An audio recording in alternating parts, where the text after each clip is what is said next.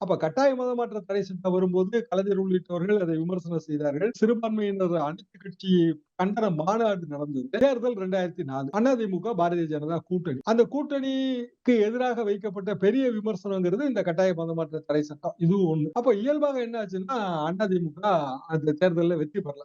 40க்கு 40யுமே அது இழந்தது. அதுக்கு பிறகு மீண்டும் ஒரு ரீதிங்கிங். அதாவது ஒரு தலைவர், அந்த தலைவர் வந்து தனது மாநில மக்கள் அதை விரும்பலைன்னு தெரியும்போது, ரொம்ப கௌரவமா ஜெயலலிதா அவர்கள் அதை வாபஸ் வாங்கிக் கொண்டார்கள். 31/5/2006 அது வந்து சட்டமன்றத்துல கட்டாய மதமாற்ற தடை சட்ட நீக்க மசோதா அறிமுகப்படுத்தப்பட்டது. அதுல விவாதம் நடந்து அந்த சட்டம் வந்து நீக்கப்பட்டது. அதோட அந்த பிரச்சனைக்கு முற்றுப்புள்ளி. இதை வந்து பின்னால் குறிப்பிட்டு ஜெயலலிதா அவர்கள், "இது நான் ஒரு பிழை செஞ்சுட்டேன். இனி எந்த காலத்திலயும் நான் பிஜேபியோட கூட்டணி வைக்க மாட்டேன்" என்று அவர்கள் வந்து அட்மிட் பண்ணாங்க. சரி, ஒரு தலைவரோட பெருந்தன்மை என்னன்னா, பிழை இருந்தா திருத்திக் கொள்றது தான்.